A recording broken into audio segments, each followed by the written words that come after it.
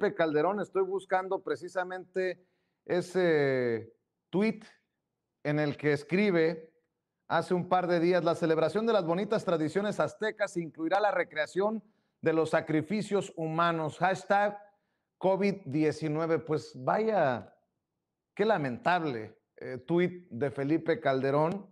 Y esto en torno a la polémica por los eventos conmemorativos de los 500 años de la resistencia de Tenochtitlán, así como han culpado a Gatell por cómo la gente atiborra las playas, así como han responsabilizado a Andrés Manuel López Obrador porque la gente no guarda su sana distancia ni lleva cubrebocas cuando está en los centros comerciales, en los tianguis, en las plazas.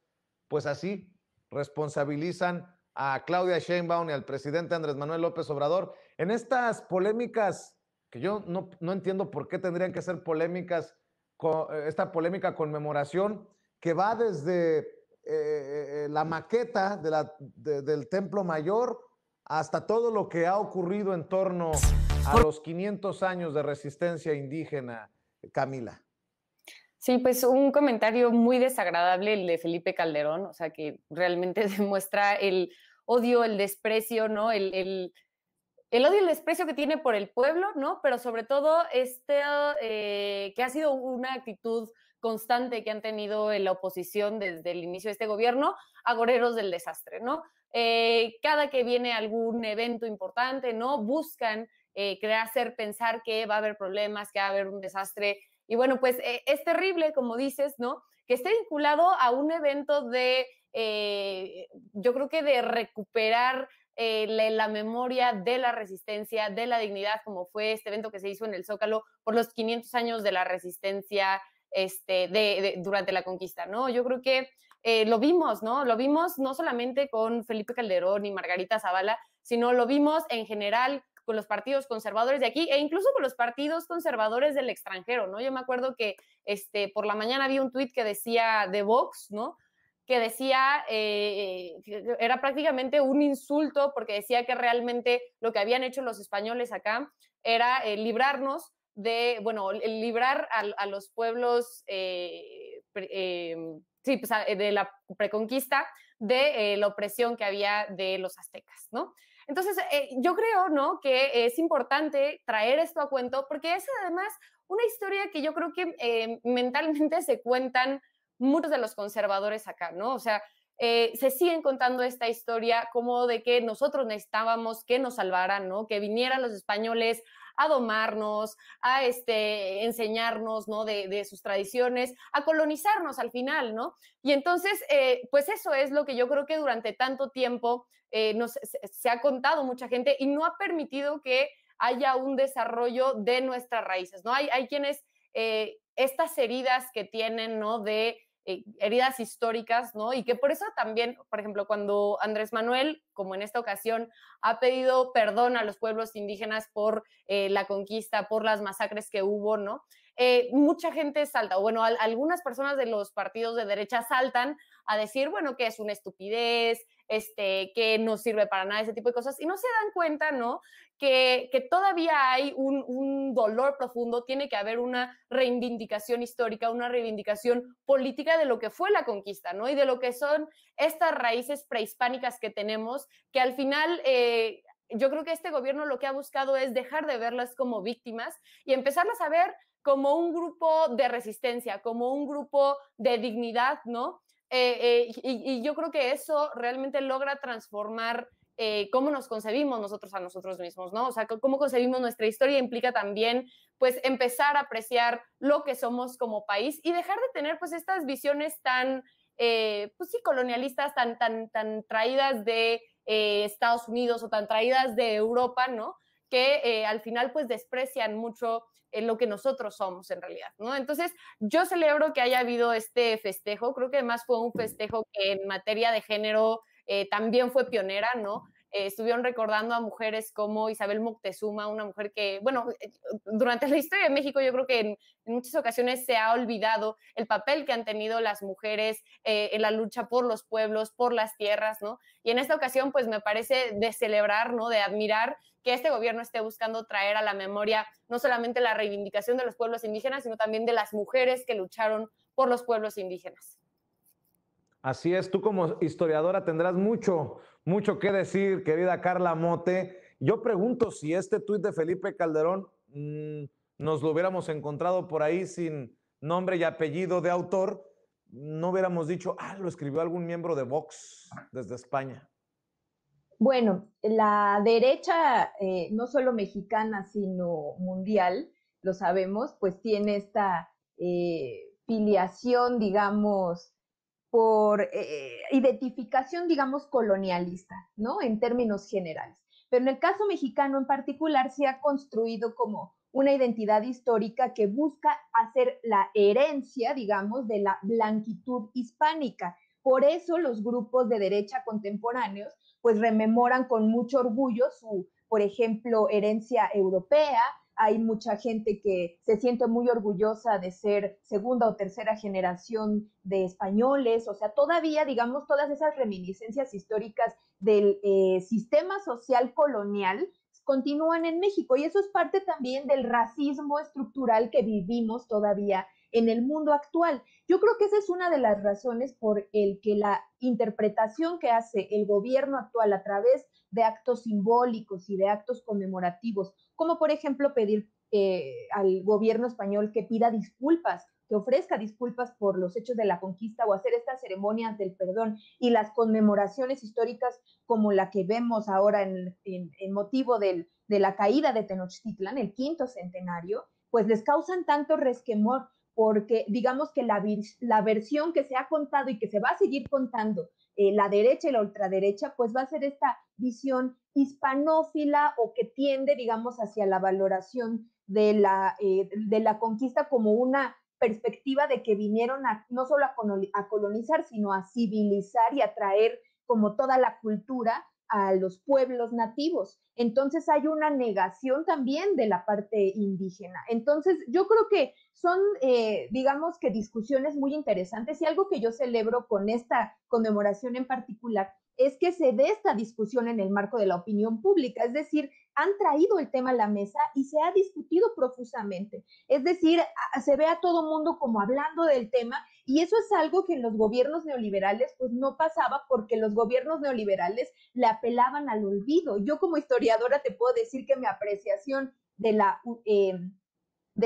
perspectiva histórica desde el neoliberalismo, pues es básicamente desaparecerla. Es muy incómoda la historia o era muy incómoda para estos gobiernos y no por nada, pues intentaron incluso disminuir las materias de historia para las escuelas, es decir, se disminuyó tal cual la currícula de enseñanza de historia y por el contrario, uno de los pilares del gobierno actual de la llamada Cuarta Transformación es tomar referentes históricos. No es casual que se denomine con un referente que de por sí es histórico. Cuarta Transformación alude a otros 3 grandes procesos del pasado. Y el hecho de que, bueno, la conmemoración actual haya recibido tantas críticas, pues ahí me queda clarísimo que se enmarca en esta oposición a rajatabla, tajante de la derecha mexicana y de otros grupos que están oponiéndose por cualquier cosa y que ya están en un plano, yo digo, del delirio.